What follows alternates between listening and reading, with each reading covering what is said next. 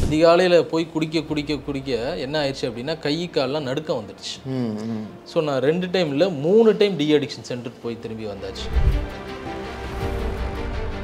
Alcohol உடம்புல இல்லை அப்படின்னா அவங்க வாயில் என்ன வேணாலும் போய் வரலாம், குடிக்கிறதுக்காக என்ன வேணாலும் சாதிக்கலாம். ஒரு சொட்டு ஆல்கஹால் கூட என் உடம்புல இல்லாமல் இருந்த நான் ஒரு சொட்டு என்னுடைய உடம்புல இருக்கணும், இருந்தால் தான் நான் கரெக்டாக இருக்கணும், அப்படி ஒரு நிலைமையாக மாதிரி. என் பையனுக்கு உடம்பு சரியில்லைன்னு சொல்லி எல்லாத்துக்கிட்டையும் காசு வாங்கி குடித்தேன். நான் என் மனைவிக்கு நான் துரோகம் பண்ணியிருக்கிறேன். என்னென்னலாம் செய்யக்கூடாதோ அத்தனையுமே செஞ்சுருக்கிறேன். எங்கள் அப்பாவும் அம்மாவும் கட்டின வீட்டை நான் அழித்து அவங்க போய் சைன் பண்ணிட்டு இருக்கிற போதையில் நின்று அழுது அந்த இடத்துல. ஒன்றும் இல்லாமல் தானே அவனும் செத்து குதிச்சான். இப்போ உனக்கு என்ன இருக்குது, உனக்கும் ஒன்றும் கிடையாது அப்படின்னு எனக்குள்ளேயே ஒரு கேள்வி யாரோ சொல்லிக்கிட்டு இருக்கிற மாதிரி. அப்போ என்ன பண்ணுது அப்படின்னா அந்த இடத்துல நீ எதுக்கு உயிரோட வாழ்கிற, நீயே செத்துரு.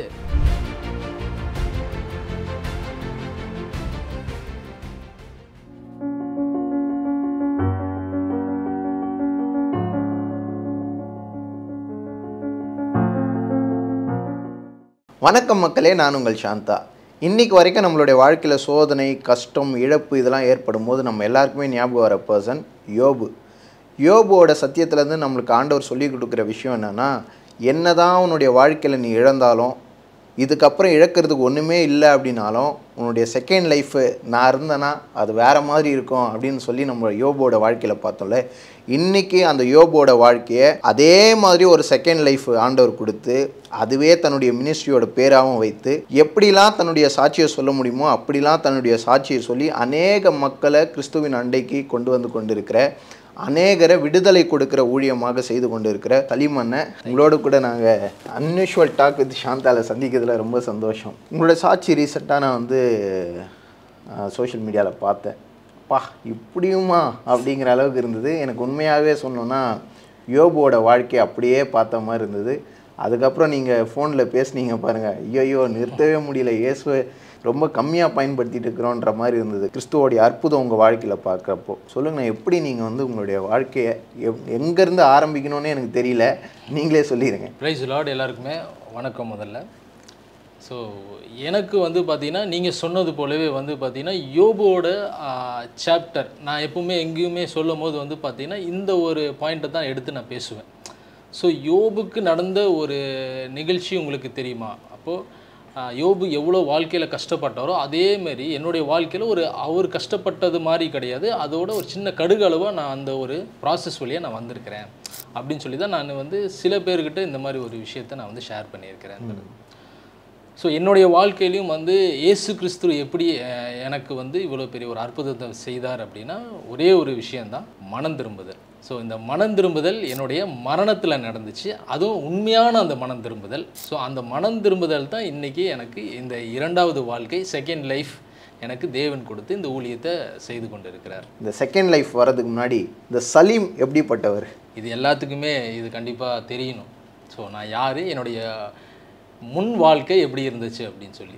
ஸோ எல்லோரும் போல் சகஜமான வாழ்க்கை அப்படி தான் நானும் என்னுடைய சின்ன வயசுலேருந்து எங்கள் அப்பாவும் அம்மாவும் என்ன எப்படி வாழணுங்கிறது எனக்கு கற்றுக் கொடுத்தாங்க. இதுதான் தெய்வன், ஸோ அல்லாஹ் தான் என்னுடைய இறைவன், குரான் தான் படிக்கணும் அப்படின்னு சொல்லிட்டு எனக்கு என்னுடைய பெற்றோர்கள் சொல்லி கொடுத்ததுனால நான் அதை கடைப்பிடித்து நான் அப்படியே நான் ஃபாலோ பண்ணி வந்துட்டு இருந்தேன். நீங்கள் ஒரு இஸ்லாம் மார்க்கத்தில் வளர்க்கப்பட்டீங்க. ஆமாம், எங்கள் அப்பா பக்கா முஸ்லீம். ஸோ 5 நேரம் அவர் தொழுகிறவர். நான் பார்த்தீங்கன்னா ஸ்கூலுக்கு போயிட்டு இருக்கும்போது வெள்ளிக்கிழமை எங்களுக்கு ஒரு டைமிங் இருக்குது, எங்களுக்கு ஒரு பர்மிஷன். ஸோ தொழுகைக்கு போயிட்டு வரலான்னு நான் ஒரு டைம் கட்டடிப்பேன். எங்கள் அப்பாவுக்கு தெரிஞ்சிடும், பயங்கரமாக அடிப்பார். சின்ன வயசுலேருந்து அப்படி தான் வளர்க்கப்பட்டேன். நான் மதர்சாவுக்கு போகல அப்படின்னாலும் பார்த்தீங்கன்னா அடிப்பார். என்னை அடித்து தான் ஒவ்வொரு விஷயத்தையும் அந்த மதத்தில் அந்த மார்க்கத்தில் நீ இப்படி தான் ஃபாலோ பண்ணணும்னு சொல்லி எங்கள் அப்பா பயங்கர ஸ்ட்ரிக்டாக தான் இருந்து அதை கடைப்பிடித்து நானும் அப்படி தான் வளர்ந்து வந்தேன். ஸோ என்னுடைய அடுத்தது பள்ளி பருவம். அதுக்கப்புறம் எவ்வளோ பேர் நீங்கள் குடும்பத்தில் எத்தனை பேர்? நான் ஒரே ஒரு பையன் தான். ஸோ இப்படி தான் என்னுடைய வாழ்க்கை ஆரம்பிச்சிச்சு. ஸோ அதுக்கப்புறம் என்னுடைய பள்ளி பருவத்தில் பார்த்தீங்கன்னா ஃப்ரெண்ட்ஸோடு சேர்ந்து ஸோ முதல்ல நான் என்ன அப்படின்னா மற்றவர்களை பார்த்தேன். முதல்ல ஸோ இந்த குடிக்கிறவங்களும் இந்த சிகரெட் குடிக்கிறவங்களெல்லாம் நான் பார்க்கும்போது எனக்கு என்ன தோணுச்சு அப்படின்னா இதில் என்ன இருக்குது. ஸோ இந்த குடிச்சிட்டு வரும்போது பார்த்தீங்கன்னா ஆடிட்டுலாம் வருவாங்க. அதெல்லாம் பார்க்கும்போது எனக்கு இவங்க என்ன பண்ணுறனால இதெல்லாம் இப்படி ஆகுது. ஸோ இதுக்கு பின்னாடி ஒரு மதுபானத்தினால தான் இவங்க இது மாதிரி பண்ணுறாங்க அப்படிங்கும்போது சரி என்னுடைய மைண்டெல்லாம் வந்து ஓகே நம்ம வந்து இதை குடிச்சு பார்க்கலாமா அப்படின்னு சொல்லி என் மைண்டு வந்து டிஸ்டர்ப் ஆக ஆரம்பிச்சிச்சு. அப்போது இதுக்கு யாராச்சும் கூட சேர்த்துருக்கோம்ல, தனியாக பண்ண மாட்டிக்குவோம். அதனால் கூட நண்பர்களோடு வந்து இதை வந்து நான் என்ன பண்ணேன்னா போய் தனியாக வாங்கி போய் குடித்து பழக ஆரம்பித்தது. இது எந்த ஸ்டாண்டர்டுன்னு பார்த்தீங்கன்னா 6வது படிக்கும்போது 6th ஸ்டாண்டர்ட். 6th இது வரைக்கும் நான் வந்து கேள்விப்பட்டிருக்கேன். என் ஃப்ரெண்டு வந்து என்னை கூட்டிகிட்டு போனான், அப்படி தான் நான் குடிச்சிருக்கேன். இப்போ தான் அந்த ஃப்ரெண்டு யாருன்னு எனக்கு தெரியுது. நீங்கள் வந்து இதை கூட்டிகிட்டு போய் கெடுக்கிற ஃப்ரெண்டு. ஆமாம் ஆமாம் கரெக்டுங்க. சரி சரி. ஸோ என்னன்னா கூட இருப்போம்ல, கூட இருக்கும்போது சரி இது என்னடா இருக்குதுன்னு சொல்லி அவங்களுக்குள்ளேயே நம்ம பேசும்போது ஆமாம் இது போய் ட்ரை பண்ணலாம் அப்படிங்கும்போது இதில் ட்ரை பண்ணி சேர்ந்து குடித்தவங்களே ஒருத்தர் என்ன பண்ணிட்டான் போய் வீட்லேயே சொல்லி கொடுத்துட்டான். சொல்லி கொடுத்து அது அன்னைக்கே வந்து பார்த்தீங்கன்னா எல்லா வீட்லேயும் ஆமாம் எல்லா வீட்லேயும் அடித்து பெற்றோர் சின்ன வயசில் நம்ம இந்த மாதிரி பழக்கத்தை பழகும் போது அது எல்லாத்துக்குமே தெரிஞ்சு எல்லாம் அடிச்சுட்டு ஸோ அன்னையிலேருந்து அதை அவாய்ட் பண்ணியாச்சு. இது வந்து ஒரு தவறு நம்ம செய்யக்கூடாது அப்படின்னு சொல்லி தெரிஞ்சிருச்சுங்க. ஸோ அதுக்கப்புறம் நான் வந்து படிச்சுட்டு இருக்கும்போது எல்லாம் குன்னூரில் தான் நான் படித்தேங்க. குன்னூரில் தான் படித்து அதுக்கப்புறம் 10th வரைக்கும் நான் அங்கே படித்து அதுக்கப்புறம் கோயம்புத்தூர் வந்தாச்சு.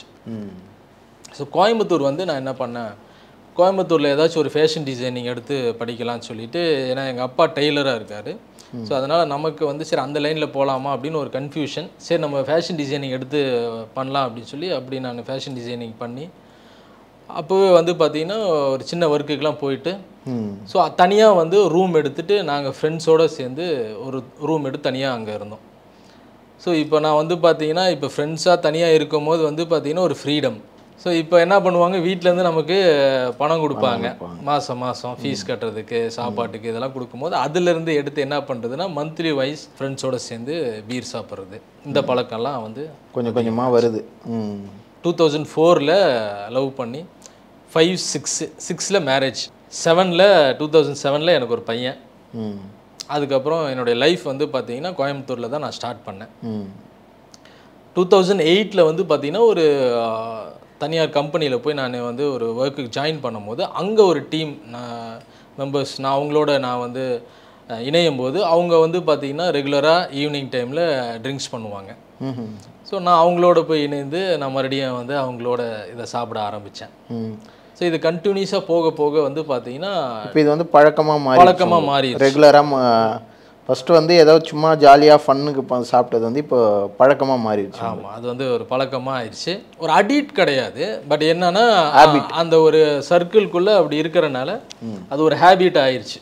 ஸோ இது ரெகுலராக குடிக்க ஆரம்பிச்சாச்சு. ஸோ ஹாட்டும் பழகிட்டேன். 2008 மேலே வந்து பார்த்தீங்கன்னா ஹாட் ட்ரிங்க்ஸும் குடிக்க ஆரம்பிச்சாச்சு. ஸோ இதை சாப்பிடவே வந்து பார்த்தீங்கன்னா வீட்டுக்குள்ளே ப்ராப்ளம்ஸ் வர ஆரம்பிச்சிச்சு. வீட்டில் சரியாக நான் வீட்டை கவனிக்கிறது கிடையாது, வாடகை கட்ட முடியாது, குழந்தைய பார்த்துக்க முடியாது. ஸோ இந்த மாதிரி சுச்சுவேஷன் போக போக 2 பேருக்குமே வந்து பார்த்தீங்கன்னா சங்கடங்கள் பிரச்சனை வருது.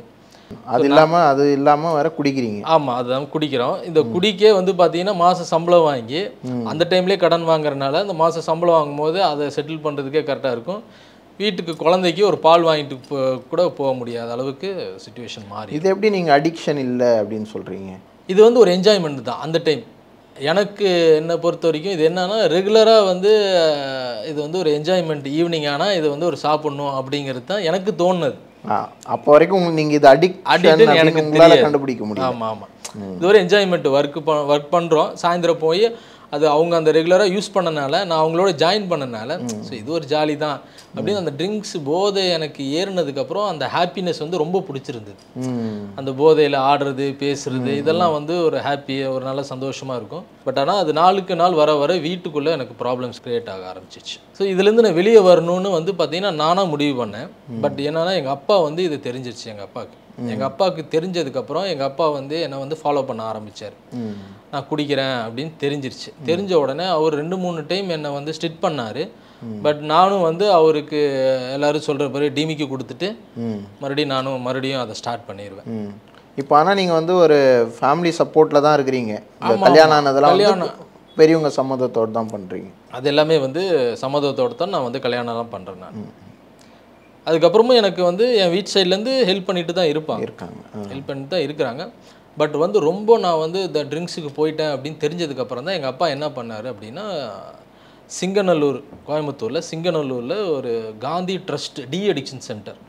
ஸோ அங்கே வந்து எங்கள் அப்பாவுக்கு யாரோ சொல்லி, அப்போ அவரு போய் அங்கே போய் பார்த்ததுக்கப்புறம், சரி நீங்கள் பையனை வந்து கூப்பிடுங்க, வந்தாருன்னா கூட்டிகிட்டு வாங்க, நாங்கள் யாரையும் ஃபோர்ஸ் பண்ணி யாரும் கூப்பிட மாட்டோம், நீங்கள் சொல்லி பாருங்க, அப்படி வந்து அவர் முழு மனசாக வந்தால் தான் நாங்கள் ஏற்றுக்குவோம் இங்கே, அப்படி இல்லை அப்படின்னா வேறு 2-3லாம் இருக்குது, அங்கே போய் ட்ரை பண்ணுங்கன்னு சொன்னார். அப்போ அவர் வந்து என்கிட்ட கேட்கும்போது, ஆனால் நானும் அந்த இடத்துல முடிவு பண்ணி வச்சுருந்தேன், வீட்டுக்குள்ளே நடக்கிற இந்த பிரச்சனைகளெல்லாம் வந்து இது குடினால தான் வருது, அதனால் இது விட்டுறணும் அப்படின்னு சொல்லி நான் வந்து முடிவு பண்ணி தான் வச்சுருந்தேன். பட் ஆனால் அதுலேருந்து வெளியே வர முடியல. இப்போ கரெக்டாக எங்கள் அப்பாவும் சொல்லும் போது வந்து பார்த்தீங்கன்னா, சரி இனி இதுக்கப்புறம் நம்ம கரெக்டாக தான் வாழணும், கரெக்ட் பண்ணிக்கலாம் அப்படின்னு சொல்லிட்டு நான் எங்கள் அப்பா கேட்ட உடனே நானும் சரி. இப்போ உங்கள் ஒய்ஃப்லாம் இதுக்கு ஓகே சொல்கிறாங்களா? ஆமாம் ஆமாம். ஏன்னா அவங்களும் சொல்லிட்டாங்க இல்லை, ரெகுலராக நான் என்ன இங்கே வீட்டில் நடக்குதுங்கிறது அவங்க அப்டேட் பண்ணிகிட்டே இருப்பாங்க. வீட்டில் இந்த மாதிரி இப்படி குடிச்சிட்டு வரா அப்படின்னு சொல்லிட்டு வீட்டில் பிரச்சனை. இப்போ மாதம் வாடகைனா கூட இந்த வீட்டுக்கு தான் ஃபோன் பண்ணி கேட்கணும், வாடகை கட்ட முடியல அப்படின்னு சொல்லிட்டு. ஸோ அவங்களுக்கும் தெரிஞ்சிருச்சு கடைசியில். அப்போ நானாக வந்து ஒத்துக்கிட்டேன், ஆமாம் நான் குடிக்கிறேன், இது வந்து வெளியே வரணும், நான் டி அடிக்ஷன் சென்டர் போய்க்கிறேன்னு சொல்லி எங்கள் அப்பாட்டையும் சொல்லி நான் போய் டி அடிக்ஷன் சென்டரில் கூட்டிகிட்டு போய் என்னை சேர்த்தாங்க. ஒரு 15 நாள் அங்கே ட்ரீட்மெண்ட் கொடுத்து, ஸோ என்னை வந்து பார்த்திங்கன்னா கவுன்சிலிங்லாம் கொடுத்து, கொஞ்சம் டேப்லெட்ஸ்லாம் நான் ஆல்கஹால் குடித்தனால அந்த ஆல்கஹால் வெளியே வரணுன்றதுக்காக டேப்லெட்ஸ்லாம் கொடுத்து, கவுன்சிலிங்லாம் கொடுத்து என்ன ஒரு 15 days வச்சு எனக்கு மறுபடியும் அனுப்பிட்டாங்க. அதுக்கப்புறம் வந்து பார்த்திங்கன்னா ஒரு 1.5 years நான் வந்து குடிக்கல. பட் ஃப்ரெண்ட்ஸோடு இருக்கிறேன். பட் என்னென்னா குடிக்கக்கூடாது, ஏன்னா நம்ம இந்த காந்தி ட்ரஸ்ட் போயிட்டு வந்தாச்சு, இனி நம்ம குடிக்கக்கூடாதுன்னு சொல்லி நான் இது பண்ணுறேன். அதுக்கப்புறம் வந்து பார்த்திங்கன்னா நான் வந்து ஒரு இடம் எங்களுக்கு இருக்குது, அந்த இடத்த வந்து நம்ம வீடு கட்டலாம் அப்படின்னு குடிக்கல அந்த டைம் நான் வந்து சரி வீடு ஒன்று கட்டுவோம், வேலைக்கு போக ஆரம்பிச்சிட்டோம். ஓகே இப்போ கரெக்டாக ஆயிடுச்சு அப்படின்னு சொல்லிட்டு கடன் வாங்கி வீடு கட்ட ஆரம்பிக்கிறோம். அப்புறம் சொந்தமாக ஒரு கார் எடுக்கிறேன் நான். ஸோ கரெக்டாக போகுது. லைஃப் அப்போவே லைஃப் வந்து அப்போ மாற ஆரம்பிச்சு. ஓகே. அப்புறம் அப்போ வந்து ஒரு ஹாப்பி இருந்துச்சு. ஆனால் என்ன அப்படின்னா கடன் ஆயிடுச்சு, வீட்டு கடன் ஆயிடுச்சு, கார் லோனு. ஸோ இப்போ இதுக்காக ஒர்க்குக்கு போக வேண்டியதாயிடுச்சு. அந்த ஒர்க்கு வந்து அதிகமாக பண்ணணும் அப்படிங்கிற மாதிரி ஆயிடுச்சு. கடனுக்காக இன்னும் நம்ம கடுமையாக உழைக்கணும் அப்படின்ற சூழல் ஏற்படுது. தொடர்ந்து இப்படி ஓட இப்போ என்ன ஆகுதுன்னா ஒவ்வொரு சைட்லேயும் கடன் ப்ரெஷர் வந்து பார்த்திங்கன்னா என்னை வந்து நெருக்கடி பண்ணுது. அப்போது இப்போ இருக்கிறத விட நம்ம இன்னும் அடுத்த லெவலில் எதாவது செய்யணும் அப்படின்னு சொல்லி நான் வந்து முயற்சி எடுக்கும்போது சரி ஹோட்டல் லைனில் போகலாம் அப்படின்னு சொல்லி அந்த ஹோட்டல் லைனுக்கு ஏதாச்சும் பண்ணலான்னு சொல்லி அப்புறம் ஹோட்டல் ஒன்று மறுபடியும் கடன் வாங்கி தான் அந்த ஹோட்டலில் ஆரம்பிக்கிறோம். ஸோ இந்த ஹோட்டலில் ஆரம்பிக்கும் போதே வந்து பார்த்திங்கன்னா ஒவ்வொரு இடத்துலையும் நான் மாட்டிட்டேன், கடன் வாங்கி மாட்டிட்டேன். ஸோ என்ன ஆகுதுன்னா ஒரு ஸ்ட்ரெஸ் ஆகுது. அப்போ அந்த நேரத்தில் கரெக்டாக ஃப்ரெண்ட்ஸ் என்ன பண்ணுவாங்கன்னா இங்கே போகலாம் வெளியே போகலாம் அப்படின்னு சொல்லும்போது சரி மைண்ட் ரிலாக்ஸேஷனுக்காக நான் வெளியே போவேன். போகும்போது அவங்கெல்லாம் பீரு அதெல்லாம் சாப்பிடும்போது நமக்கு மறுபடியும் இந்த கவலையை நினச்சிட்டு உடனே சரின்னு மறுபடியும் செகண்ட் டைமாக நான் வந்து மறுபடியும் ஆல்கஹால் யூஸ் பண்ண ஆரம்பித்தேன். அதுக்கப்புறம் இது வீட்டுக்கு தெரியாமல் அப்பப்போ யூஸ் பண்ணிகிட்டு இருந்தேன். அதுக்கப்புறம் நான் வந்து துபாய் போனேன். ஸோ துபாயில் போய் என்னுடைய ஃப்ரெண்டு வந்து சொன்னிருந்தேன் இந்த மாதிரி ஒரு பிஸ்னஸ் பண்ணலாம் அப்படின்னு சொல்லும் போது சரி ஓகே நம்ம பண்ணலாம் அப்படின்னு. அப்போ என்கிட்ட வந்து பணம் இல்லை, அப்போ அந்த ஹோட்டல் தான் இருந்துச்சு. ஸோ அந்த ஹோட்டலை கொடுத்துட்டு சரி நம்ம பிஸ்னஸ் பண்ணலாம் அப்படின்னு சொல்லி அங்கே போய் பிஸ்னஸ்க்காக கொஞ்சம் பணங்களை போட்டோம். பட் அங்கேயும் எங்களுக்கு எதுவுமே சக்ஸஸ் ஆகலை. மறுபடியும் நான் என்ன பண்ணேன் அப்படின்னா அங்கேயும் ஸ்டார்ட் பண்ணிட்டேன் ட்ரிங்க்ஸ் பண்ணுறதுக்கு துபாயிலையும் போயிட்டு. ஸோ இது செகண்ட் டைம். மறுபடியும் வந்ததுக்கப்புறம் எல்லாத்துக்குமே தெரிஞ்சிச்சு மறுபடியும் நான் வந்து ஆல்கஹால் யூஸ் பண்ண ஆரம்பிச்சிட்டேன் அப்படின்னு. மறுபடியும் பிரச்சனைகள் அது வந்து சரியாகலை, இந்த பிரச்சனைகள் இன்னும் அதிகமாக ஆரம்பிச்சிச்சு. குடும்பத்தில் ஃபினான்ஸ் எல்லாத்துலேயுமே ஸ்டார்ட் ஆக ஆரம்பிச்சிச்சு. அப்போ மறுபடியும் யோசிக்கும் போது நான் வந்து குடித்தனால தான் மறுபடியும் இதெல்லாம் திருப்பி ஸ்டார்ட் ஆகுது. அப்போ மறுபடியும் நம்ம குடிக்க வேண்டாம்னு சொல்லி மறுபடியும் நான் வந்து டி அடிக்ஷன் சென்டர் வேறு சென்டருக்கு போய் மறுபடியும் நான் சேர்றேன். அப்போது அங்கே ஒரு மாதம் ட்ரீட்மெண்ட் இருந்துட்டு திரும்பி வந்தாச்சு. திரும்பி வந்ததுக்கப்புறம் வேறு ஏதாவது பிஸ்னஸ் பண்ணலான்னு சொல்லி மறுபடியும் வேறு இடத்துல எங்கேயாச்சும் காசை வாங்குறது. இப்போ இதுக்கு நடுவில் இந்த கடன்கள்லாம் என்னாச்சு? கடன் இருக்குது. அப்போ நான் வந்து ஓப்பன் டாக்காக சொல்கிறேன் எல்லாத்துட்டையும், எனக்கு இந்த மாதிரி இருக்குது சிச்சுவேஷன், எனக்கு டைம் வேணும் அப்படின்னு சொல்லிட்டு தான் நான் வந்து கேட்டிருக்கேன். டைம்லாம் கேட்டுட்டு தான் அப்படி பண்ணது. அதுக்கப்புறம் மறுபடியும் நான் வந்து இந்த ஒரு பிஸ்னஸ் ஆரம்பிக்கலாம்னு சொல்லிட்டு மறுபடியும் கடனை வாங்கி தொடர்ந்து இப்படி பண்ண ஆரம்பிக்கிறேன். அடுத்தடுத்த பிஸ்னஸை பண்ண எல்லாமே லாஸ் ஆகிட்டே இருக்குது. அப்புறம் மறுபடியும் இதெல்லாம் லாஸ் ஆக உங்களுடைய கடன் எவ்வளோ இருக்கும்? ஆக்சுவலாக இப்போ நான் ஒரு டைம் பார்க்கும்போது ஒரு 8 லட்ச ரூபாய்க்கு மேலே வந்துருச்சு. அதுக்கப்புறம் தொடர்ந்து என்ன ஆகுது அப்படின்னா, இந்த ஒரு காரியம்தான் எனக்கு வந்து ஏதோ ஒரு டிஸ்டர்பன்ஸோ இல்லை ஒரு ஹாப்பினஸ் வந்துச்சுன்னா உடனடியாக என்ன ஆகுதுன்னா ட்ரிங்க்ஸுக்கு தான் போயிடுது. என்னுடைய கூட சேர்ந்த என்னுடைய ஃப்ரெண்ட்ஸ் எல்லாருமே ஸோ அதிலே தான் இருப்பாங்க. அப்போ ஏதோ ஒரு நல்லதோ ஒரு கெட்டதோ என்ன அப்படின்னா உடனடியாக போய் மறுபடியும் ட்ரிங்க்ஸில் தான் போய் விழுந்துருது. குடிக்கணும், அதுக்கு ஏதோ ஒரு காரணம் இல்லை எல்லாருமே சொல்லுவாங்கல்ல, ஏதோ ஒரு காரணம், குடிகாரனுக்கு ஏதோ ஒரு காரணம் இருக்குங்கிற மாதிரி. அது நல்லதாக இருந்தாலும் சரி, அது கெட்டதாக இருந்தாலும் சரி, துக்கம் சந்தோஷம் எல்லாத்துக்குமே இந்த குடியை தான் முன்னாடி கொண்டு வந்து வச்சிடுறது. ஸோ இப்படி தான் அந்த கிரிட்டிக்கலான சுச்சுவேஷனில் போய்கிட்டே இருக்குது. கடன் பிரச்சனை இப்படிலாம் போயிட்டே இருக்குது. ஃபுல்லாக நிம்மதியை நிம்மதி ஃபுல்லாக இழந்தாச்சு. எப்பவுமே தூங்கும் போது எந்திரிக்கும் போது நாளைக்கு எவன் வந்து வீட்டு வாசலில் நிற்பான், எவன் ஃபோன் பண்ணுவான்னு பயத்தோட நடுக்கத்தோடையே இருதயம் துடிச்சிட்டே இருக்கும். இப்போ இதை சரி பண்ணுறதுக்கு ஆல்கஹால் ஒன்று தான். காலையில் எந்திரிச்ச உடனே நேரமாக போய் குடிக்க ஆரம்பிச்சிட்டேன். இப்படி குடிக்க என்ன ஆச்சு அப்படின்னா, வீட்லேயும் பிரச்சனை இருக்குல்ல? ஆமாம், வீட்லேயும் பிரச்சனை இருக்குது. வீட்லேயும் கடைசி வரைக்கும் போராடினாங்க. அப்புறம் அவங்க ஒரு கட்டத்தில் அவங்க அமைதி ஆயிட்டாங்க. எவ்வளோதான் சொல்லி இவன் மனுஷன் திருந்த போகிறதில்ல அப்படின்னு சொல்லிட்டு. நடுவில் உங்கள் பையன்? ஆமாம், பையனும் என் கூட தான் இருக்காங்க. என்ன படிக்கிறாரு அவர் அந்த டைமில் 5th ஸ்டாண்டர்ட் படிக்கிறார். 4th 5th அந்த ஸ்டாண்டர்ட் படித்தான். இப்போ அவரை பார்க்குறீங்க, அவர் உங்களை அப்பாவாக பார்க்குறாரு, அவருக்கு ஒரு மாதிரிலாம் இருக்காதா? அது எப்படி இருக்கும்? கண்டிப்பாக நான் ஒரு டைம் வந்து அழுதுருக்கிறேன். ஏன்னா ஒரு நல்ல ஒரு தகப்பனாக இருக்க முடியல அப்படின்னு சொல்லி ஃபீல் பண்ணியிருக்கிறேன். ஏன்னா உங்கள் அப்பா வந்து உங்களை நடத்தின விதம் வந்து நல்லபடியாக நடத்தணுன்றதுக்காக எவ்வளோ கண்டித்து எவ்வளோ நல்ல காரியங்களை சொல்லி கொடுத்து வளர்த்துருக்கிறாரு. ஆனால் அப்படியே நீங்கள் உங்கள் மகனுக்கு வரும்போது குடி, கடன், அந்த மாதிரி வந்து வாழ்க்கை ஒழுக்கம் இல்லாமல் சொல்லி கொடுத்துட்ருக்கீங்கன்ற போது. ஆமாம், ஏன்னா ஆக்சுவலாக இப்போ கூட எனக்கு ஞாபகம் வருது. பணம் இல்லாத சுச்சுவேஷன், எல்லா இடத்துலையும் பணம் கேட்குறேன், கிடைக்கல. ஏன்னா குடிக்கணும். எனக்கு என்னன்னா அதிகாலையில் போய் குடிக்க என்ன ஆயிடுச்சு அப்படின்னா கை காலெலாம் நடுக்கம் வந்துடுச்சு. ஒரு டைம் இல்லை, 2 டைம் இல்லை, 3 டைம் டி அடிக்ஷன் சென்டர் போய் திரும்ப வந்தாலும் என் மைண்ட் எங்கே போகுதுன்னா மறுபடியும் ட்ரிங்க்ஸுக்காக தான் போகுது. அது எதனால் வருது அப்படின்னா சரௌண்டிங் நடக்கிற எல்லா சுச்சுவேஷனும் என்னால் ஃபேஸ் பண்ண முடியல. ஒரு பக்கமும் ஒரு கடன் பிரச்சனை வந்து நெருக்கும் போது, ஃபேமிலி பிரச்சனை, ஒரு டிப்ரெஷனில் இருக்கும்போது எனக்கு எங்கே போனால் ஒரு சமாதானம் எதுவுமே தெரியாமல் என்னுடைய சமாதானமே இதுதான். ஏன்னா ஷிவரிங் ஆகுது, பேச முடியறதில்ல யாருக்கிட்டையும். பேசினா வாய் உளர ஆரம்பிக்குது, பேசுனா என் கழுத்து மட்டும் தனியாக ஆடும், வெக்கமாக இருக்கும் பேசுறதுக்கு. ஒரு டம்ளர் தண்ணி எடுத்து குடித்தா கூட கைக்கு டம்ளரோடு சேர்ந்து ஆடும். எதனாலே இது குடியோட எஃபெக்ட். ஆமாம், குடியோட எஃபெக்ட். இப்போ நான் போய் அந்த ட்ரிங்க்ஸ் பண்ணிட்டேன்னா ஒரு குவார்ட்டரோ இல்லை கட்டிங்கோ அடிச்சிட்டேன் அப்படின்னா எனக்கு வந்து ஒரு 1 hour 2 hours என் பாடியை வந்து கேட்கும், ஷிவரிங் இல்லாமல் கரெக்டாக இருக்கும். பட் அந்த டைமிங் முடிஞ்சிருச்சு அப்படின்னா மறுபடியும் நடுக்கம் வரும், பேச முடியாது, வெக்கமாக இருக்கும். அப்போ எனக்கு வந்து இதுதான் ஒரு ஸ்ட்ரென்த்தாக இருந்துச்சு. இந்த சுச்சுவேஷனில் நான் எல்லாத்துக்கிட்டையும் வந்து பார்த்தீங்கன்னா ஃப்ரெண்ட்ஸ்கிட்ட இருந்து ஃபேமிலிகிட்ட இருந்து யாரெல்லாம் பழகணுமோ அவங்க எல்லாத்துக்கிட்டையும் ஃபோன் பண்ணி காசு கேட்க ஆரம்பிச்சிட்டேன். ஏன்னா என்னால் குடிக்காமல் இருக்க முடியறதில்ல. 2 hours தான். அதுக்கப்புறம் மறுபடியும் நான் வந்து ஏதோ ஒரு குவார்ட்டராச்சும் அடிக்கணும், இல்லை கட்டிங்காச்சும் அடிக்கணும். இல்லைனா எனக்கு வந்து பார்த்தீங்கன்னா பைத்தியம் பிடிச்சிற மாதிரி ஆகும். இன்றைக்கி நான் நிறைய பேர் நிறைய வீடியோஸில் பார்க்குறது சேம் எக்ஸாக்ட்லி உண்மை. நான் கூட ஒரு வீடியோ போட்டிருக்கிறேன். அந்த டைம் அவங்களுக்கு வரும்போது வந்து பார்த்திங்கன்னா அவங்கள அறியாமையே அவங்க என்ன வேணாலும் செய்கிறதுக்காக அவங்க இறங்கிடுவாங்க. அந்த பாடியில் ஆல்கஹால் இல்லை அப்படின்னா அது வந்து நான் ஃபேஸ் பண்ணியிருக்கிறேன். ஒரு சொட்டு ஆல்கஹால் கூட என் உடம்புல இல்லாமல் இருந்த நான் ஒரு சொட்டு என்னுடைய உடம்புல இருக்கணும், இருந்தால் தான் நான் கரெக்டாக இருக்கணும், அப்படி ஒரு நிலைமையாக மாறிடுச்சு. ஸோ இந்த மாதிரி ஒரு சிச்சுவேஷனில் எனக்கு எல்லாத்துக்கிட்டேயும் வந்து பொய் சொல்லி காசு கேட்டு குடிக்கணும். எங்கள் அப்பாட்ட கேட்டால் கொடுக்க மாட்டேன்ட்டார். எங்கள் அப்பா என்னை வெறுத்துட்டார். எவ்வளவோ சொல்லி இவன் வந்து கேட்க மாட்டேங்கிறானே அப்படின்னு சொல்லி. எங்கள் அம்மா மலேசியாவில் இருந்தாங்க. எங்கள் அம்மாவுக்கும் தெரிஞ்சிருச்சு. நானும் எங்கள் அம்மாக்கிட்டையும் பொய் சொல்லிலாம் காசை வாங்கிடுவேன். எங்கள் அப்பாக்கிட்டையும் பொய் சொல்லி காசு வாங்க, எல்லா நண்பர்கள்ட்டையும் பொய் சொல்லி யாராச்சும் ஒரு 2 நாள் பழகிட்டாங்கன்னா ஒரு 2 மாதம் கழித்து அவங்களுக்கே ஃபோன் பண்ணி ரொம்ப அர்ஜென்ட்டு அப்படின்னு சொல்லி.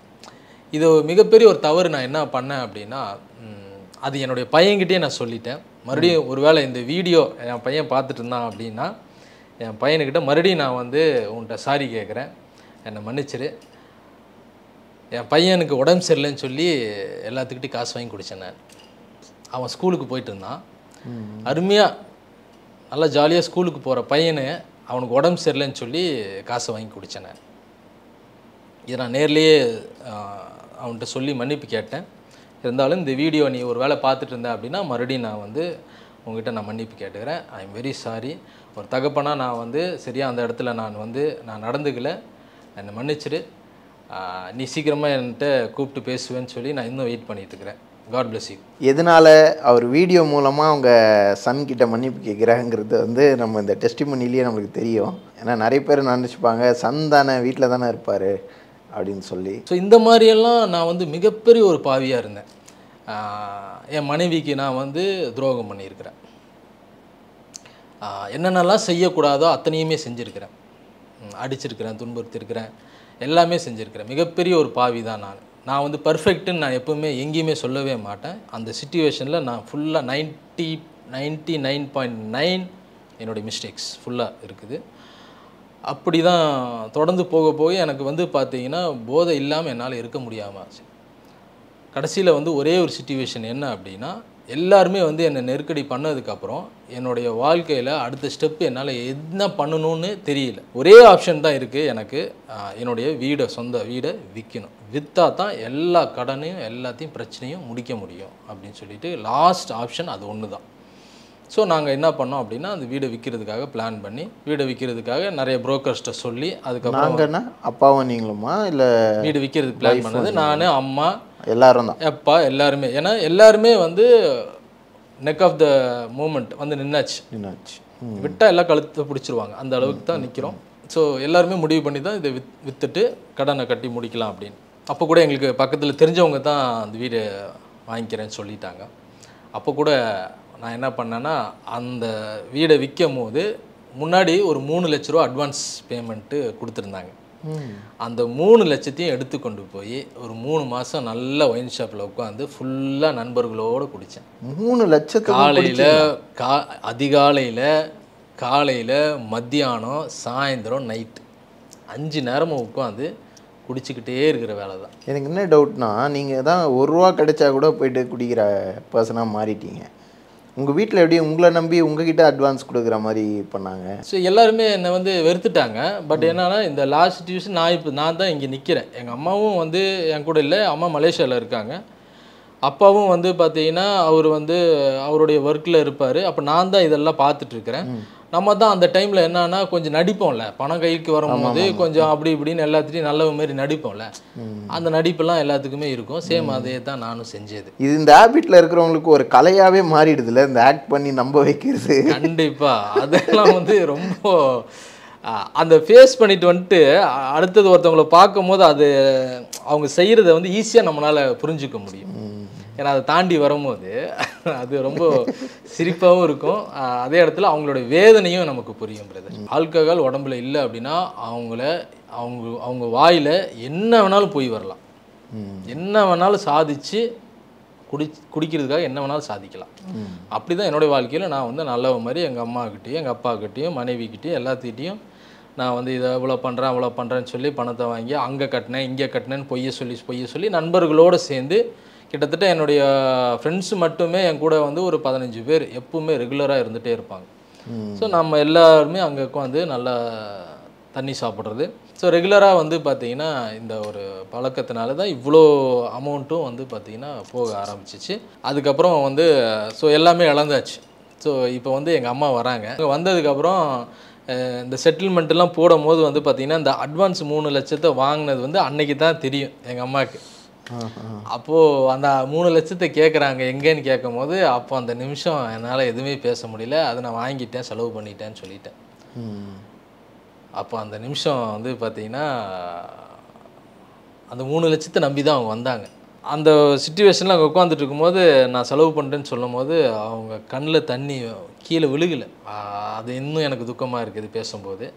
அதுக்கப்புறம் வந்து பார்த்திங்கன்னா அவங்கள கூட்டிகிட்டு போய் சைன் பண்ணலாம் போனோம். வீடை விற்கிறதுக்கு சைன் பண்ண போகும்போது இன்னும் வேதனையாக இருக்குது. அந்த காட்சியெல்லாம் என் கண்ணில் இன்னுமே நிற்கிது. எங்கள் அப்பாவுக்கும் அவ்வளோவா எழுத படிக்க தெரியாது. அங்கேருந்து இங்கே வாண்டுறாங்க, 2 பேரும் பாவம் கஷ்டம். அங்கே போய் சைன் பண்ணுறாங்க, இங்கே போய் சைன் பண்ணுறாங்க. நான் முதலாக நான் வந்து எங்கள் அப்பாவும் அம்மாவும் கட்டின வீட்டை நான் அழித்து அவங்க போய் சைன் பண்ணிட்டு இருக்கிற போதையில் நின்று அழுது அந்த இடத்துல.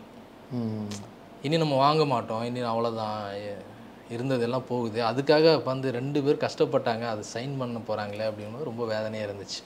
அதுக்கப்புறம்லாம் சைன் பண்ணிவிட்டு போயிட்டாங்க. ஸோ அந்த வீடு விற்றதுக்கப்புறம் நான், ஒய்ஃபு, பையன் நாங்கள் வேறு ஒரு வீட்டுக்கு போகிறோம். எங்கள் அப்பாவும் அதேமாரி வேறு ஒரு வாடகை வீட்டுக்கு தான் நாங்கள் போகிறோம். ஏதாவது போகியத்துக்காச்சும் ஏதாவது பணம் கிடைக்குமான்னு பார்த்தா எதுவுமே கிடைக்கல. எல்லாம் பேங்க்கில் செட்டில் பண்ணி எல்லா கடனும் கொடுக்கறதுக்கு எல்லாமே பர்ஃபெக்ட் ஆச்சு. இப்போ கடன்கள்லாம் முடிஞ்சு எல்லாமே முடிஞ்சிச்சு. ஆனாலும் சில கடன்கள் இன்னும் இருக்குது எனக்கு. சரி, இப்போ வாடகை வீட்டுக்கு தான் நாங்கள் போகிறோம். வாடகை வீட்டுக்கு போனதுக்கப்புறம் ஸோ இவங்களுடைய பிஹேவியர்ஸ், ஆக்டிவிட்டீஸ் எல்லாமே வந்து பார்த்திங்கன்னா மாறுது. அப்போது எனக்கு என்ன அப்படின்னா, நான் ரெகுலராக குடிச்சிட்டு வரும்போது வீட்டுக்குள்ளே என்ன நடக்குதுன்னு எனக்கு தெரியறதில்ல. சரி, அவங்களோட பிஹேவியர் அப்படி மாறும்போது சில ஃபோன்ஸ்லாம் அவங்க வரும்போது அவாய்ட் பண்ணுவாங்க. என் பக்கத்தில் இருக்கும்போது அவாய்ட்ஸ் பண்ணுவாங்க. நான் யாருன்னெலாம் கேட்கும்போது வந்து பார்த்திங்கன்னா, உங்களுக்கு எதுக்கு அந்த வேலை, உங்கள் வேலை என்னமோ அதை பார்த்துட்டு போங்கன்னு சொல்லிடுவாங்க. அப்படி நானும் சரி விட்டுட்டேன். ஒரு நாள் வந்து பார்த்திங்கன்னா, நான் இருந்த வீட்டில் ஹவுஸ் ஓனர் எனக்கு ஃபோன் பண்ணி, வாடகை 3 மாதத்து வாடகை கட்டல, அதனால் நீங்கள் அடுத்த மாதம் இந்த அட்வான்ஸு வாடகை எதுவுமே நீங்கள் கட்டலை அப்படின்னா நீங்கள் காலி பண்ணிடணும்னு சொல்லிட்டாங்க. அப்போது வேலைக்கும் என்னால் போக முடியல. ஏன்னா என்னால் வேலையும் செய்ய முடியாது, அந்தமாரி ஒரு ஹெல்த் இஷ்யூவில் நான் இருக்கிறேன். அப்போது இவங்க என்ன பண்ணிட்டாங்க, அவங்களுடைய அக்காவெல்லாம் கூப்பிட்டு, அவங்க மாமாவெல்லாம் கூப்பிட்டு, இது சரிப்பட்டு வராது அப்படின்னு சொல்லிவிட்டு அவங்க எல்லாத்தையும் உட்கார வச்சு பேசிட்டு, நீங்கள் மறுபடியும் பழையபடி வந்துட்டு வீடெல்லாம் நல்லா எடுத்து எல்லாம் பர்ஃபெக்டாக வச்சு நான் இவ்வளோ சம்பாதிக்கிறேன்னு சொல்லுங்கள், அதுக்கப்புறம் என் தங்கச்சி உங்களுக்கு வீட்டுக்கு அனுப்பி விட்றோம் அப்படின்னு சொல்லிட்டு அவங்க தங்கச்சியை கூப்பிட்டு, நீ காலி பண்ணிக்கோ, நீ போய் ஹாஸ்டலில் இருந்துக்க அப்படின்னு சொல்லிட்டு அவங்க கூட்டிகிட்டு போயிட்டாங்க. பையனை கூட்டிகிட்டு போய் ஹாஸ்டலில் சேர்த்துட்டாங்க. ஸோ நான் இருக்கும்போது அவங்க கூட்டிகிட்டு போய் சேர்த்துட்டாங்க. ஸோ அந்த மாதம் நான் வந்து ஃபுல் பணத்தை கட்டிட்டு நான் இருக்கணும், இல்லை அப்படின்னா எல்லா பொருளும் எடுத்துகிட்டு நான் வெளியே போயிடணும். அப்போ என்னால் எதுவுமே கட்ட முடியாது. கிட்டத்தட்ட ஒரு 35,000 40,000 பக்கம் கட்ட வேண்டியது இருக்குது. அப்போ ₹1 கூட பணம் இல்லாமல் சம்பாதிக்கல. அப்போ எங்கள் அப்பா என்ன பார்த்துட்டு, இது சரிப்பட்டு வராது எதுவுமே, சரி நீ வந்து காலி பண்ணி ஏதாவது சின்ன ரூமுக்கு போ, அப்புறம் பார்த்துக்கலாம் அப்படின்னு சொல்லிட்டு, ஸோ இருந்த பொருளெல்லாம் என்ன பண்ணோம் அப்படின்னா விற்றுட்டோம்.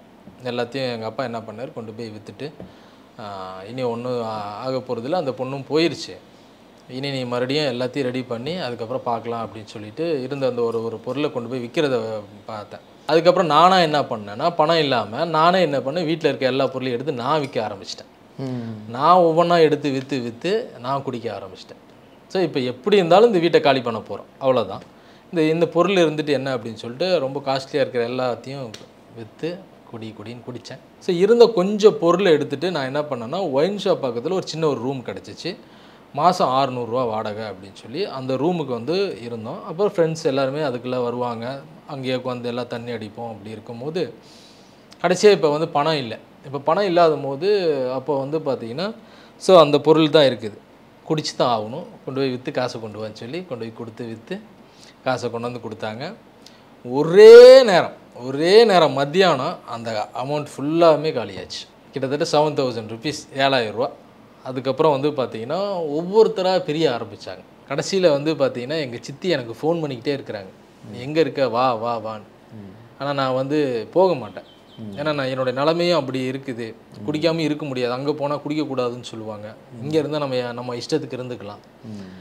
கடைசியில் வேறு வழி இல்லாமல் அந்த ₹600 கூட அந்த மாதம் வாடகை கட்ட முடியாமல் அந்த வீட்டுக்குள்ளே இருந்த 2-3 பாத்திரங்களை அந்த ஹவுஸ் ஓனரு அந்த பைக்குள்ளே போட்டு வெளியே தூக்கி போட்டு லாக் பண்ணிட்டார். ஸோ முன்னாடி நீங்கள் சொன்னது போல் யோபோட வாழ்க்கையில் நடந்த ஒரு விஷயம் இந்த இடத்துல வந்து பார்த்தீங்கன்னா பார்க்க முடியும். ஸோ எல்லாத்தையுமே இழந்து ஜீரோவாக வந்து ஒரே ஒரு சாக்கு பையில் ஒரு 4 பாத்திரங்களோட, வண்டி கூட இல்லை, அந்த சாக்கு பை போட்ட ஒரு பேண்ட்டு ஷர்ட்டோட வரும்போது ஒரு நண்பர்கள் கூட என்னை வந்து ட்ராப் பண்ணுறதுக்கு வரல. காரில் சுற்றிட்டு சொந்த வீட்டில் இருந்து குடிச்சிக்கிட்டு சந்தோஷமாக மலேசியா துபாயின்னு போய் ஆடம்பரமான வாழ்க்கையை வாழ்ந்து வந்து கடைசியில் ஒரே ஒரு சாக்கு பையில், அது எங்கள் அம்மா வாங்கிட்ட ஒரு மீன் சட்டி குழம்பு, குழம்பு வைக்கிற ஒரு மீன் சட்டி, அதையும் சாக்கு பையன் தூக்கிட்டு வேறு வழி இல்லை எங்கேயுமே போகிறதுக்கு சித்தி வீட்டுக்கு நான் போகிறேன். அன்றைக்கி நான் நினச்சி பார்த்தேன், யாருமே என்னை கொண்டு வந்து விடலை. அப்போ நான் வீட்டுக்கு போனேன். போயிட்டு ஸோ அந்த ஒரு வாழ்க்கையை நான் வந்து அந்த இடத்துல நான் கற்றுக்கிட்டேன். ஸோ அதுக்கப்புறம் என்னுடைய சித்தி வீட்டுக்கு போனதுக்கப்புறம் நம்ம குடிக்கக்கூடாதுன்னு நான் எவ்வளவோ முயற்சி எடுக்கிறேன், ஆனாலும் என்னால் முடியல. திரும்பி இதே இடத்துக்கு வந்து திருப்பி நான் குடிக்கிறேன். அப்போது ஒரு நாள் நான் குடிச்சிட்டு இருக்கும்போது என்னுடைய ஃப்ரெண்டோடைய தம்பி ஓடி வந்து என்கிட்ட வந்து சொல்கிறா, அப்படி இந்த மாதிரி என்னுடைய அண்ணனும் அக்கா, அதாவது என்னுடைய மனைவி 2 பேருமே வந்து ஃபோனில் ரொம்ப நாளாக பேசிகிட்டு இருந்திருக்கிறாங்க. ஸோ எனக்கு வந்து பார்த்திங்கன்னா அந்த இடம் வந்து ரொம்ப ஒரு துக்கமாச்சு. அப்போது அவன் என்ன சொல்கிறான் அப்படின்னா, ரொம்ப நாளாக இவங்க 2 பேரும் பழகிட்டு இருக்காங்க, பட் இதை வந்து உண்மையாலுமே அக்கா தான் இது பண்ணுறாங்களா, அதாவது என்னுடைய மனைவி தான் இந்த விஷயத்தை பண்ணுறாங்களான்னு சொல்லிட்டு அதை கண்டுபிடிக்கணுன்னு தான் இவ்வளோ நாள் நாங்கள் வெயிட் பண்ணோம். அது இன்றைக்கி தான் வந்து கிளியர் ஆச்சு. ஸோ இதுக்கப்புறம் உங்ககிட்ட பழகிட்டு நாங்கள் வந்து இந்த காரியத்தை சொல்லாமல் இருந்தோம் அப்படின்னா அது நம்பிக்கை துரோகம் பண்ண மாதிரி இருக்கும். அதனால தான் நான் இந்த விஷயத்தை நான் வந்து சொல்கிறேன், என்னை மன்னிச்சிருங்க, தம்பியும் மன்னிச்சிருங்க அப்படின்னு சொல்லிட்டு அவன் சொல்லும் போது கூட இருந்தவங்க அப்படியே எந்திரிச்சு கொந்தளிச்சு ஒருத்தன் சொல்கிறான், அவனை வந்து போய் வெட்டணும் அப்படின்னு சொல்லி ஒருத்தன் போய் கத்தி எடுக்க ஓடுறான். இன்னொரு 2 பேர் என்ன சொல்கிறாங்க, அவனை கை காலை உடைக்கணும், அவனை குத்தக்கூடாது, அவனை கை காலை உடைச்சி கடைசி வரைக்கும் அதை வந்து நினச்சி பார்த்துட்டே இருக்கணும், கூட இருந்து இப்படி ஒரு நண்பனுக்கு இப்படி பண்ணிட்டானேன்னு சொல்லிட்டு ஒரு டீம் இப்படி சொல்கிறாங்க, ஒரு டீம் இப்படி சொல்கிறாங்க. எனக்கு என்ன பண்ணணும்னு அந்த இடத்துல தெரியல. ஃபுல் போதையில் இருக்கிறோம், என்ன வேணாலும் பண்ணலாம் அந்த இடத்துல. அந்த அளவுக்கு அந்த ஒரு விஷயம் வந்து ரொம்ப பாதிச்சிச்சு. இதை யோசிச்சுட்டே இருக்கும் போது எனக்கு இன்னொரு யோசனை என்ன தோணுது அப்படின்னா, இவன் வந்து இப்படி சொன்னான், பட் என் மனைவி என்ன சொல்கிறாங்கன்னு தெரியல. இது ஒருவேளை உண்மையா இல்லை பொய்யா, இப்போ இவங்க சொன்னால் தான் நமக்கு தெரியும் அப்படின்னு சொல்லும் போது நான் என்ன பண்ணுறேன், ஃபோன் எடுத்து நான் இவங்களுக்கு டயல் பண்ணுறேன். இவங்களுக்கு டயல் பண்ணும்போது இவங்க எடுக்கவே இல்லை. ஃபோன் நைட்டு ஃபுல்லாக அடிக்கிறேன், எடுக்கலை. இப்போ எங்கள் அம்மாக்கிட்ட கூப்பிட்டு நான் சொல்கிறேன் இந்த மாதிரி நடந்திருக்குது. அப்போ அவங்களும் கூப்பிட்றாங்க, ஃபோன் எடுக்கலை. சரி பார்ப்போம், வெயிட் பண்ணலாம் அப்படின்னு சொல்லிட்டு அன்றைக்கி நைட் ஃபுல்லாக எடுக்கவே இல்லை. அடுத்த நாள் காலையில் எனக்கு ஃபோன் பண்ணுறாங்க. ஃபோன் பண்ணி சொல்கிறாங்க, ஆமாம் நீ வந்து இன்னும் 3 மாதமோ 6 மாதமோ தான் உயிரோடு இருக்க போகிற, நீ சாக போகிற. என்னாச்சு உங்களுக்கு? ஏன்னா நான் தான் வந்து பார்த்தீங்கன்னா ரொம்ப ஷிவரிங்கில் இருக்கிறேன்ல, ஓகே, கை கால் நடுக்கும், யார்கிட்டையும் பேச முடியாது, வாய் உளரும், என்னுடைய ஆக்டிவிட்டியே வந்து பார்த்தீங்கன்னா ஒரு வியாதி உள்ளவன் மாதிரி தான் அவங்க என்னை பார்த்தாங்க. அது வரைக்கும் அந்த வியாதிலாம் இல்லை உங்களுக்கு? வியாதினா அந்த ட்ரிங்க்ஸ் அந்த ஷிவரிங் ஆகிட்டு இருக்கும்ல, இதெல்லாம் அவங்க நேரில் பார்க்குறாங்க. அது எனக்கு உண்மையிலே நடந்துட்டு தான் இருந்துச்சு. அதனால தான் நான் சொன்னேன், லைட்டாக எனக்கு சாப்பிட்டா தான் எனக்கு வந்து சரியாகும் அப்படின்னு சொன்னேன். ஸோ இதெல்லாம் பார்த்துட்டு தான் அவங்க முடிவு பண்ணிட்டாங்க, நீ நீ வாழ போகிற கிடையாது, நீ எப்படி இருந்தாலும் செத்துருவ. அப்போ நான் வந்து என்னுடைய லைஃப் நான் பார்க்கணும், அதனால தான் நான் வந்து இதை சூஸ் பண்ணேன். ஆமாம் நான் உன் நண்பனை தான் நான் விரும்புகிறேன், அவர் தான் என்னை பார்த்துக்குவார், அதனால் நீ வந்து நாளைக்கு செத்துட்டு அப்படின்னா நானும் என் பையனும் நடு ரோட்டில் நிற்கணும். அதனால தான் நான் இந்த முடிவு எடுத்தேன். நான் டிவோர்ஸ்க்கு அப்ளை பண்ணியிருக்கிறேன், வந்துடும், வந்த உடனே கூப்பிட்றேன், வந்து சைன் பண்ணி கொடுத்துட்டு போயிருங்க அப்படின்னு சொல்லிட்டு அவங்க ஃபோனை வச்சுட்டாங்க. இதை குறித்து எதுவுமே வந்து இனி டிஸ்கஸ் பண்ணக்கூடாது, நான் இது ஸ்ட்ராங்காக இருக்கிறேன் அப்படின்னு சொல்லி முடிவு பண்ணிட்டாங்க. 1 மந்த் கழித்து அதேமாரி ஒரு ஃபோன் பண்ணுறாங்க. ஃபோன் பண்ணி இந்த மாதிரி பேப்பர்ஸ் வந்துச்சு, வந்து சைன் பண்ணி கொடுத்துட்டு போகணும் அப்படின்னு சொல்லி அவங்க ஃபோன் பண்ணுறாங்க. ஸோ அதை நான் பார்த்து படிக்கும் போது பார்த்திங்கன்னா அதில் வந்து என்னுடைய பையனுக்கும் எனக்கும் சம்மந்தம் இல்லைங்கிற மாதிரி எழுதியிருந்தாங்க. ஸோ அதை நான் முதல்ல அக்செப்ட் பண்ணலை. ஸோ அந்த நிமிஷம் நான் வீட்டில் டிஸ்கஸ் பண்ணி நான் சொல்கிறேன்னு சொல்லி பேப்பர்ஸ் வாங்கிட்டு போய் அடுத்த நாள் மறுபடியும் எல்லாத்துட்டையும் பேசி வேறு எந்த ஆப்ஷனும் இல்லை, சைன் பண்ணி தான் கொடுக்கணும்னு சொல்லி சைன் பண்ணி கொடுத்துட்டேன். ரொம்ப துக்கமாக இருந்துச்சு அந்த இடத்துல. ஸோ என்னென்னா ஒன்றுமே இல்லை, 0 வாஷ் அவுட். அது வரைக்கும் உங்களை பிரிந்திருந்த மனைவியும் மகனும் இதுக்கப்புறம் உங்களுடையதே கிடையாது லீகலாக? ஆமாம். அதுக்கப்புறம் வந்து பார்த்திங்கன்னா நான் அடுத்த பஸ் ஸ்டாப்பில் தான் சித்தியோட வீடு இருக்குது. போய் பஸ்ஸில் ஏறி போகிறது கூட 10 ரூபா பணம் இல்லை. போட்டிருக்கிற ஷர்ட்டு பேண்ட்டு மட்டும்தான் என்கிட்ட இருக்குது. எல்லாத்தையும் இழந்து 0 ஆயாச்சு. எந்த சைடு திரும்பி பார்த்தாலும் உதவிக்கு ஆள் இல்லை. கூட இருந்த அத்தனை நண்பர்களும் ஒருத்தருமே இல்லை. அம்மா அந்த வெளிநாட்டில் இருக்கிறாங்க, அப்பாவை எங்கே இருக்கிறாருன்னு தெரியல, வேலை செஞ்சுக்கிட்டு. கண்ணு முன்னாடி எல்லாமே இழந்து போய் மனது அளவாகவும் பாதிக்கப்பட்டாச்சு, சரீரம் அளவாகவும் பாதிக்கப்பட்டாச்சு, ஃபினான்ஸ் பாதிக்கப்பட்டாச்சு, எல்லாமே போய் வாஷ் அவுட் ஆகி அந்த இடத்துல நான் அப்படியே நடந்து போகும்போது ஆப்போசிட்டில் ஒரு கார் வருது, போய் மோதி பேசாமல் இறந்து செத்துடலாமா அப்படின்னு எனக்குள்ளே ஒரு தாட் வருது. எல்லாமே போச்சு அப்படின்னு. அப்புறம் அப்படியே நடந்து நான் நேராக போய் எங்கள் சித்தி வீட்டில் போய் உட்காந்து நடந்த எல்லாத்தையும் சொல்லும் போது, வெயிட் பண்ணு பார்ப்போம், நீ முதல்ல டாக்டர்கிட்ட போ, ஃபஸ்ட்டு நீ வந்து ஹெல்த் ரெடி பண்ணு அப்படின்னு சொல்லி சித்தி சொன்னாங்க. மறுபடியும் ஹாஸ்பிட்டல் போனால் நீங்கள் கரெக்டாக ட்ரீட்மெண்ட் எடுக்கணும், நீங்கள் ஆல்கஹால் யூஸ் பண்ணிக்கிட்டே இருக்கிறீங்க, ரொம்ப பாதிக்கப்பட்டிருக்கிறீங்க, இனி நீங்கள் ஸ்டாப் பண்ணால் மட்டும்தான் எல்லாமே சரியாகும் அப்படின்னாங்க. அப்போ நான் நேராக அம்மாவுக்கு ஃபோன் பண்ணி இந்தமாரி என்னால் இங்கே இருக்க முடியல, நான் அங்கே வந்துடுறேன் அப்படின்னு சொல்லிட்டு உடனடியாக நான் கிளம்பி மலேசியா போயிட்டேன். போனதுக்கப்புறம் ஒரு 1 மந்த்து தான் ஆச்சு. ஸோ 2019 பிப்ரவரியில் நான் போகிறேன். போன அந்த மந்த் முடியுதோ இல்லை அடுத்த மந்த்தோ வந்து பார்த்தீங்கன்னா, அது வரைக்குமே என்னுடைய ஃபோனில் அவங்களுடைய ஸ்டேட்டஸ் நான் வந்து பார்க்க முடியாத அளவுக்கு என் நம்பரை பிளாக் பண்ணி வச்சுருந்தாங்க. இப்போ எதிர்ச்சியாக வந்து ஒரு நாள் அப்படியே பார்த்துட்டே இருக்கும்போது பார்த்தா அவங்க வந்து மேரேஜ் பண்ண ஃபோட்டோஸ், ஹனிமூன் போன ஃபோட்டோஸ், இதெல்லாம் வந்து நான் பார்க்கணுன்றதுக்காக அந்த பிளாக்கை வந்து ரிலீஸ் பண்ணியிருந்தாங்க. இதை பார்த்த உடனே என்னால் தாங்க முடியல. ஏன்னா என் கூட இருந்த என் நண்பன், 10 வருஷமாக வாழ்ந்த மனைவி. ஸோ இப்படி இருக்கும்போது அதை பார்த்த உடனே என்னால் தாங்க முடியல. ஏற்கனவே ரொம்ப பாதிக்கப்பட்டு இருக்கிறேன். மேலும் மேலும் நான் என்ன பண்ணேன், உடனடியாக போய் குடிக்க ஆரம்பிச்சு. குடிச்சிட்டு வந்துட்டு வீட்டில் உட்காந்து ஒரே அழுகை. எங்கள் அம்மா அப்போ தான் வராங்க. வந்ததுக்கப்புறம் எங்கள் அம்மாட்ட ஃபோட்டோ எடுத்து காட்டினது இன்னும் ஞாபகம் இருக்குது. அதை பார்த்தோன்னே எங்கள் அம்மா அப்படி விழுந்துட்டாங்க. விழுந்து அந்த சைடு போய் ஒரு கபோர்டில் இடிச்சுக்கிட்டாங்க. அவங்க கத்திட்டு அழுகுறாங்க. நான் ஒரே ஒரு பையன்தான் பெற்றேன், உனக்கும் பார்த்தீங்கன்னா இப்படி ஒரு சோதனையா, உனக்கு மாத்திரம் இல்லைடா, இது எனக்கும் அப்பாவுக்கும் எவ்வளோ ஒரு சோதனை. ஒரு குடும்பமாக நம்ம வந்து ஒன்றா வாழவே இல்லை. உன்னை எவ்வளோ டைம் சொன்னேன் குடிக்காத குடிக்காத குடிக்காதன்னு. இப்போ குடிச்சிக்கிட்டு யார் வேதனைப்படுறா, நீ தானே. இதெல்லாம் நீ பார்க்கணுன்னு உன் கண்ணிலே இப்படி எழுதி வச்சுருக்குது அப்படின்னு எங்கள் அம்மா ஒரு சைடு அழுக. எனக்குள்ளே இன்னும் அதிகமாக வந்து துக்கம், என்ன பண்ணுறதுனே தெரியல. முக்கியமான ஒரு விஷயம் வந்து இதில் ஒரு இடத்துல நடந்தது என்னென்னா, நாங்கள் வந்து பார்த்திங்கன்னா மலேசியாவில் ஒரு 22வது மாடியில் நாங்கள் இருப்போம். எங்களோட வீடு அங்கே தான். அப்போ நான் என்ன பண்ணுவேன்னா, வெளியே வந்து அடிக்கடிக்க நின்று சிகரெட் குடிப்பேன். அப்போது வந்து பார்த்திங்கன்னா 22வது மாடியிலேருந்து நான் கீழே பார்ப்பேன். சின்னதாக ஒரு ஒயிட் மார்க் ஒன்று தெரியும் பிரதர். அது எப்போவுமே அது என்னன்னு தெரியும். நான் வந்து அங்கே நிற்கும் போது, நான் சிகரெட் குடிச்சிட்டு நான் நிற்கும் போது அது எப்பவுமே என் கண்ணில் படும். அப்போ நான் இதை பார்த்துக்கிட்டே இருப்பேன். லிஃப்ட் வரும், 3 லிஃப்ட் இருக்குது. 3 லிஃப்ட்டில் ஏதோ ஒரு லிஃப்ட் வரும், அப்புறம் நான் போயிடுவேன். இப்போ இவ்வளோ பாதிக்கப்பட்டு நான் வந்து இந்த டென்ஷன்லேயே இருப்பேன் பாருங்கள். இந்த டென்ஷன்லேயே இருக்கும்போது இது என்னடா ஒயிட் மார்க்குன்னு சொல்லிட்டு நான் ஒரு டைம் போய் கீழே போய் அந்த செக்யூரிட்டிகிட்ட கேட்டேன், இது என்னண்ணா அது ஒயிட் மார்க்கு அப்படின்னா. அது போய் நேரில் பார்த்தீங்களான்னு கேட்டார். இல்லை நேரில் பார்க்கல அப்படின்னு. போய் பார்த்துட்டு வாங்க முதல்ல அப்படின்னு சொல்லி பார்க்கும்போது பார்த்தீங்கன்னா ஒரு பாடியோட இது அச்சு வரைஞ்சி வச்சுருப்பாங்க. அது வந்து 3rd ஃப்ளோரில் இருக்கும். நான் வந்து 22வது மாடியில் இருப்பேன். நான் பார்க்குறது வந்து 3rd ஃப்ளோரில். அது என்ன அப்படின்னு சொல்லி அது பார்க்கும் போது தெரியாது ஒரு பாடியோட ஸ்ட்ரக்சர் வரைஞ்சி வச்சுருக்காங்கன்னு. அப்போ நான் போய் திருப்பி கேட்டேன், என்னமோ ஒரு மாதிரி தலை அந்த மாதிரிலாம் கை மாதிரி இருக்கு, என்ன அது அப்படின்னு கேட்கும் போது தான் அவர் சொன்னார், இந்த மாதிரி வந்து அங்கே கெந்திங்கன்னு சொல்லி ஒரு இடம் இருக்குது. அங்கே வந்து பார்த்தீங்கன்னா கேம்லிங்லாம் நிறையா விளையாடுவாங்க. நானும் அங்கெல்லாம் போயிருக்கிறேன்.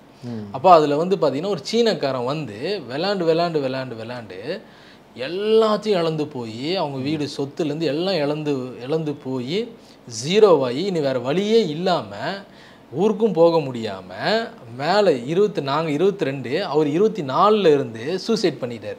குதிச்சு கீழே விழுந்துட்டார். இனி வாழ்க்கை இல்லை, அவ்வளோதான், எல்லாம் போச்சுன்னு சொல்லி விழுந்துட்டார். அது ஒரு ஆக்சிடெண்ட் ஆனது.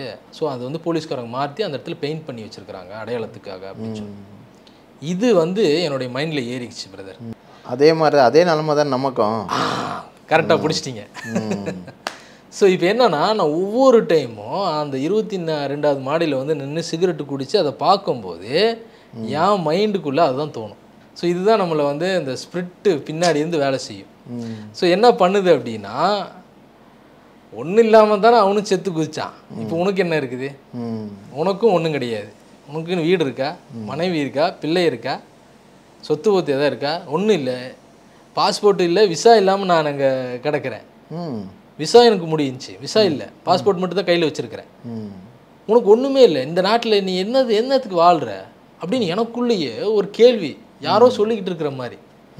அப்போ என்ன பண்ணுது அப்படின்னா, அந்த இடத்துல நீ எதுக்கு உயிரோட வாழ்கிற, நீயே செத்துரு, உன்னை போல தான் நான் அவனும் செத்தான், நீ எதுக்கு உயிரோடு இருக்கிற, நீயே சாகுன்னு சொல்லி என் மைண்ட் இப்படி ஓடிட்டு இருக்கும் பிரதர். இப்படி ஓடிட்டு இருக்கும்போது பார்த்தீங்கன்னா திடீர்னு பெல்லு ஸ்ட்ராங்காக இருக்கும், நல்ல ஹெவியாக இருக்கும் அந்த பெல்லு.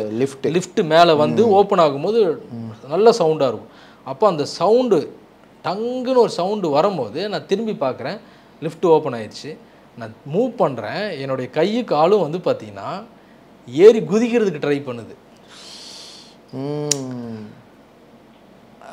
இது ஸ்பிரிச்சுவலாக பார்க்கும்போது கடவுள் எப்படி அதை வந்து அந்த இடத்த சேஃப்டி என்ன பண்ணியிருக்காங்கிறது புல்லரிக்கும் அந்த இடம்லாம் பார்க்கும்போது. அப்போ நான் திரும்பி பார்க்கும்போது மூவ் பண்ணலாங்கும்போது பார்த்தீங்கன்னா என் கை பிடிச்சிட்டு இருக்கும். என்னன்னு பார்த்தா கால் ஒரு ஸ்டெப்பு மேலே வச்சுருப்பேன்.